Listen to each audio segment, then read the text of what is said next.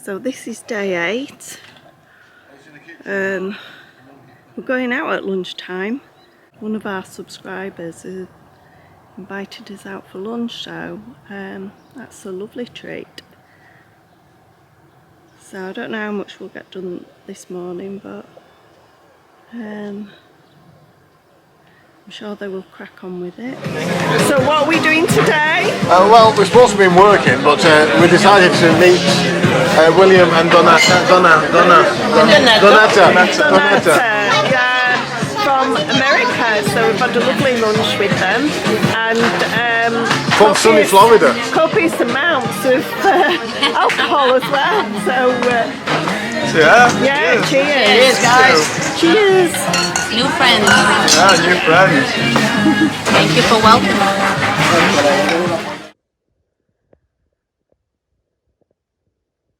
Go on, Mum, what you got to say? The last one. It's the last tile. No, you've done a really good job, Mum.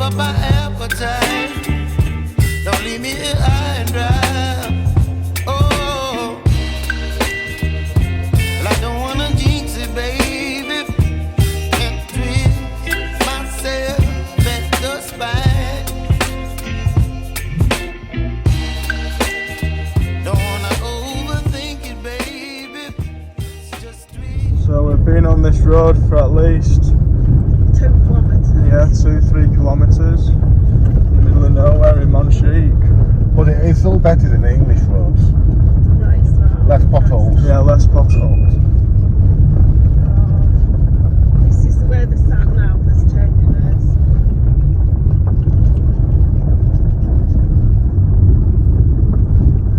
And we finally found the tarmac. Back on tarmac, aren't we? Talk about off-roading. Okay. So What did we find in the roof? yeah, whilst we were doing the roof, we found a couple interesting things, didn't we? So Yeah, we found wasps' nests, which are quite interesting. And we found a newspaper dated back from 1968. Older than me, much older than me, but I'm sure, as in this picture here, I've seen that van driving around Portugal. So that means that the actual roof was last done 55 years ago. Possibly, yes, or the newspaper might have been kept. yeah, for a while, we never know. So, Spenny, what did you find? A fairly long snake skin, to be fair. Yeah. That was just a bit smaller than my arm. But it's a good size one. Yeah, and you actually found 2. There's another one there that's a bit broken up. Yeah.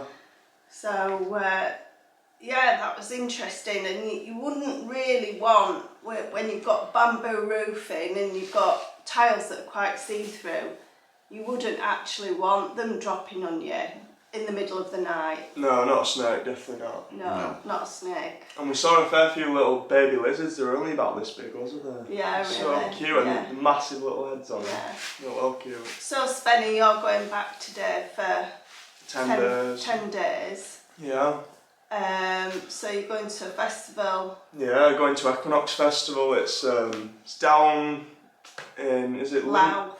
Is it Louth? Louth. Yeah. So, Yeah, so that should be Spencer's good going to fun. be a proper hippie for the weekend. Yeah. and you're going to go see Izzy. Yeah, see my girlfriend. Yeah, and Izzy's coming back. Yeah, she's coming back on the 26th for like 3 weeks, so I can't wait for her to come over. Yeah. And we haven't actually finished the roof off yet, but we haven't got much left to do on it, so I'm finishing that for my own. I can hear rustling, actually. I can hear rustling. We've got a bin bag, and I can hear some rustling in there, and I know that's Bella. Looking for food.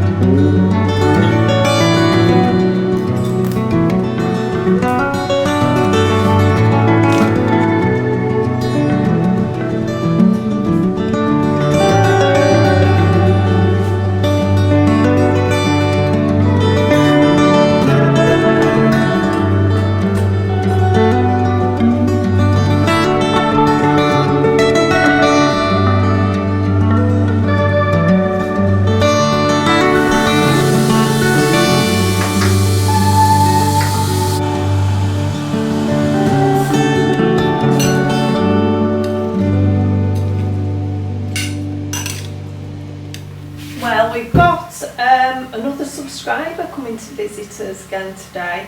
We have actually met Eduardo before, but he's never been up to the farm. So he's been at Certa. I think he's probably been looking for properties, and he's heading his way down here. So we've had a quick tidy up, and he should be arriving any minute. Anyway. These are just some of the seeds that I have been saving. These are watermelon seeds from our beautiful big watermelons. That's the same melons. Those are the golden melon that you've just seen me open. That's some more. And what I do, I let the flesh. When you open a melon, all the flesh seems to stick to the seed. So I do pop it in water for like a couple of days, and then it's just easy to take the seed out. And then I just let them dry in these containers. Now these are sunflower seeds. They're a nightmare to actually get the seeds out of the sunflower, but I'm just doing it a bit at a time. So I'm just letting things just dry out. So these are just mainly melon seeds, and I have got some seeds from peppers. Now I have in the past, I think they're sunflower seeds as well. I have in the past put them in jars before, but with the climate here in Portugal, some of the houses, even though they're not damp, when it comes to winter time, you will get damp in your house. And I have noticed that with other things that I've had, and I've stored it in jars. If they're not properly sealed, like a mason jar, you will get moisture in. So I will be buying some more mason jars to put these seeds in to store them, because you never know, do you? Right, Ebs, we're going to chat about the roof. Yeah. Right, Eb's just getting Tracy the tractor ready, because we have to plant. What's it like? Eb's just put the boiler on. The boiler was really expensive. It was €450. Brilliant boiler, and it serves 2 feeds. It serves the shower and the kitchen, but it's so noisy. Let me just show you. So he's just coming to wash his hands. Anyway, we're going to chat about the roof. Hello, welcome from me. I have finished off the first part of the roof at the front of the house now. Now, it took a little bit longer than anticipated laying the tiles, purely because I use modern and very old-fashioned, and diameter-wise are slightly different sizes, and because I didn't want to disturb the ridges along the front. That's ridges. Ridges along the front. Thank you, darling, for correcting me on my accent. What I had to do was I had to make sure there was very book close tight up. Now the thing is, as you've seen in the earlier video, I lined it, I insulated it, and I also tongue and grooved the roof using battens and so on. But the finishing touch is actually placing these on. Now how you do them is you do one facing down so, and then you do a larger one over the angle here. But the trouble with these bottom ones is that you end up with a bigger gap along the bottom, a bigger line for the drainage, which isn't a problem because at the end of the day it looks quite nice. Yeah. Now the second thing I had to do was I had to cement each one in turn. So imagine this has been the same one. You don't cement this one, but you do cement the top one. Yeah. So you have to cement them so they fit along the top.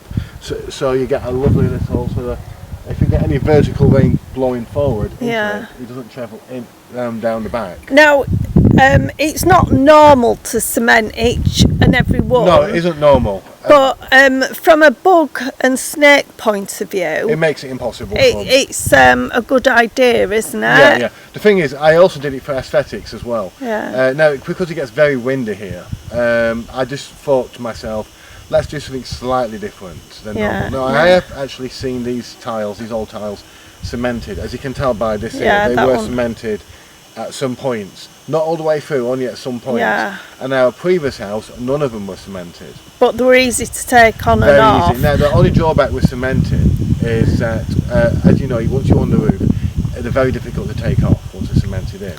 And you can't really walk on the old-fashioned tile because they crack very easily.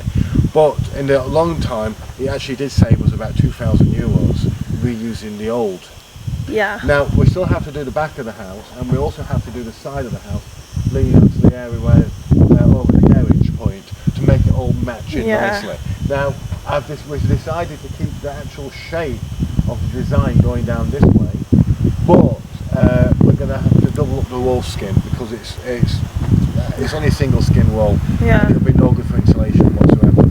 And now because you've actually used the new tiles underneath, we have actually got some for the ruin, haven't we? So only drawback is taking the tiles off. We lost about 30% of the tiles. Yeah, so if you think of 30%, so we probably haven't got enough to do the full roof for that. But these could be found, and we probably can find them anywhere. These tiles. Yeah. A lot of people want the modern. Now we're determined to keep the old-fashioned Portuguese look at this cost, but with modern insulation inside. Now another good reason to actually do what we've done, I mean we've actually done tongue and groove wood, haven't we? Yeah, tongue and groove, and we've also we glued every tongue and groove together. Yeah, and we put the insulation on. Prior to that we put the electrics in behind. Yeah, and the felt on top. And the felt, yes. And then we've done the tiles and you've cemented them in. Battened it. Now, one of our neighbours did actually say to us, if you don't actually have... these roofs are very easy to break into. Yes. If they're not cemented down, because if you think about it, you've got terracotta tiles, and then you would have bamboo underneath. So if anybody wanted to actually break in, they don't have to come in through the window. All they have to do, as Abe said, is get onto your roof, take a few tiles off, and just bang through the bamboo. I hope you can hear us. We are due to have a storm at the weekend. I'm so looking forward to that storm. Yeah, on Saturday. So Eduardo, you've got some good news. Yeah.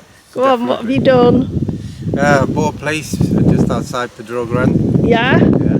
And what has it got? It's got habitational. Yeah, habitation, water, electric. Yeah, you can stop hugging now. Newish roof, you know, a few years old. And Have you got any land with that? Garden? Yeah, bit, not much, but enough to, Sustainable. Oh Yeah. yeah. So go on, And tell it's us. a very quiet, peaceful area. Yeah. It's unbelievable for the Yeah. price. I mean, you can't. Go on, tell us how much you paid for it. 20k. Fantastic. And it's got Euros. water, electric. 20,000 euros. Well, Wow. obviously with fees and everything, it's like 22, Yeah. something like that. But Oh, that's brilliant. you'll be under the tax bracket, so you won't be paying. yeah, a great deal. just the tax on its own. Very it's like little. 1,300. Yeah. Plus you got the deeds fees and this and that. It's okay. And how long have you been actually looking for a property? It's been a while, hasn't probably it? a year now. Yeah. Yeah. But brilliant. You've done it in the end, and that's the main thing, isn't it? Yeah. Brilliant. Yeah. I think we have to step away from the wasp.